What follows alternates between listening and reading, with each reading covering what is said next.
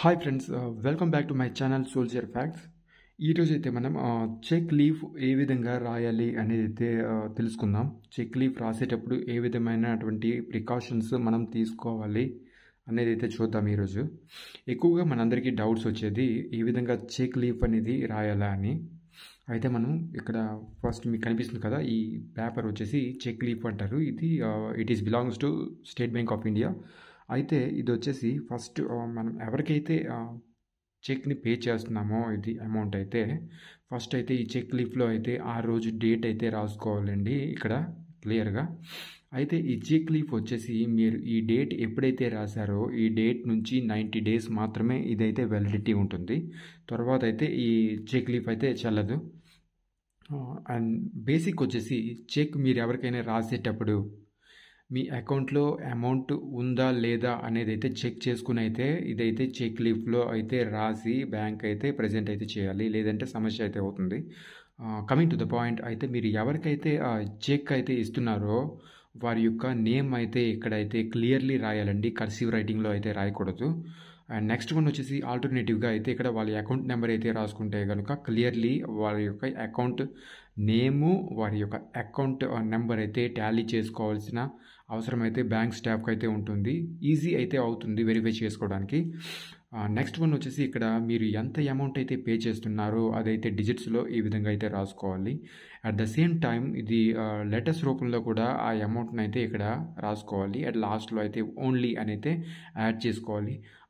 Remaining space వచ్చేసి ఇక్కడ ఎడిషనల్గా ఇక్కడ యాడ్ చేసుకోవడానికి రిమూవ్ చేసుకోవడానికి అవకాశం అయితే లేకుండా ఇక్కడ ఒక స్ట్రైట్ లైన్ అయితే ఇక్కడ మీరు గీసుకుంటే బాగుంటుంది, సేఫ్టీగా అయితే ఉంటుంది. అండ్ నెక్స్ట్ వన్ వచ్చేసి మీరు ఇక్కడ పెట్టినటువంటి సంతకం మీరు అకౌంట్ ఓపెనింగ్ చేసేటప్పుడు ఏ విధంగా అయితే సైన్ చేశారో ఇప్పుడు కూడా అదే విధంగా ఈ సైన్ ఉండే విధంగా అయితే మీరైతే చూసుకోవాలండి.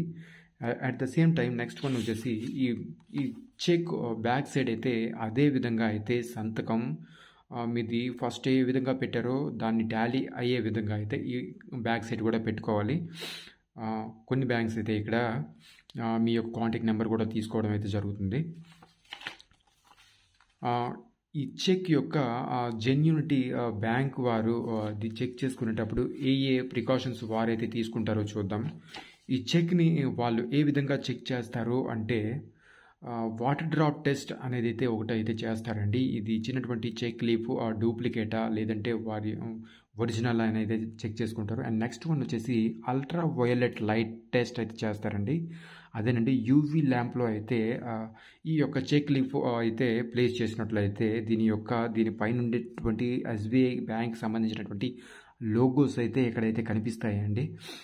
నెక్స్ట్ వన్ వచ్చేసి ఇక్కడ మీకు కలర్ కోడింగ్ అయితే కనిపిస్తుంది కదా వైట్ పెయింట్లా, ఎక్కడైతే బ్యాంక్ సంబంధించినటువంటి వైట్ ఫోటోగ్రఫీలో ఉండేటువంటి కోడ్స్ అయితే ఇక్కడ వారు ఫిక్స్ చేసుకున్నటువంటి కోడ్స్ అయితే ఇక్కడైతే కనిపిస్తాయండి.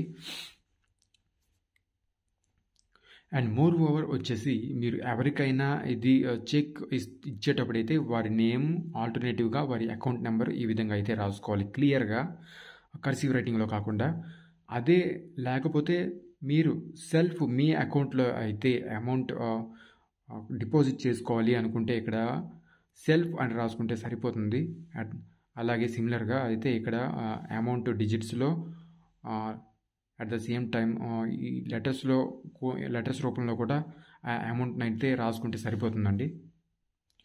అండ్ నెక్స్ట్ వన్ వచ్చేసి ఈ చెక్ యొక్క చెక్ నెంబర్ ఎక్కడ ఉంటుంది అంటే ఇక్కడ కనిపిస్తుంది కదండి, ఇక్కడ ఫస్ట్ 6 డిజిట్స్ వచ్చేసి ఈ చెక్ యొక్క చెక్ నెంబర్ అయితే అవుతుందండి. దీంతోపాటు ఈ చెక్ లీవ్తో సంబంధించినటువంటి ఈ చెక్ బుక్లో అయితే మీరు ఫస్ట్ 2 పేజెస్లో అయితే రికార్డ్ స్లిప్ అనేది ఇక్కడ ఉంటుంది. మీరు చెక్ నెంబర్ ఇది ఎవరికైతే పే చేస్తారో ఆ cheque number, date, in favour of అంటే ఎవరి పేరు మీద అయితే ఇచ్చారో చెక్ అమౌంట్ డీటెయిల్స్ అయితే బ్యాలెన్స్ ఈ విధంగా అయితే అమౌంట్ని అయితే మెయింటైన్ చేయడం అనేది చెక్ ఇచ్చేటప్పుడు at the same time record slip పైన కూడా ఈ విధంగా రాసుకుంటే అయితే మీకు ప్రీవియస్గా వెరిఫై చేసుకోవడానికి అయితే మీకు ఈజీగా అయితే ఉంటుందండి. ఈ విధంగా అండి చెక్ రాసే విధానం అయితే. థ్యాంక్ యూ అండి. ఈ వీడియో కనుక మీకు నచ్చినట్లయితే లైక్ చేయండి, షేర్ చేయండి, సబ్స్క్రైబ్ చేయండి. Thank you for watching.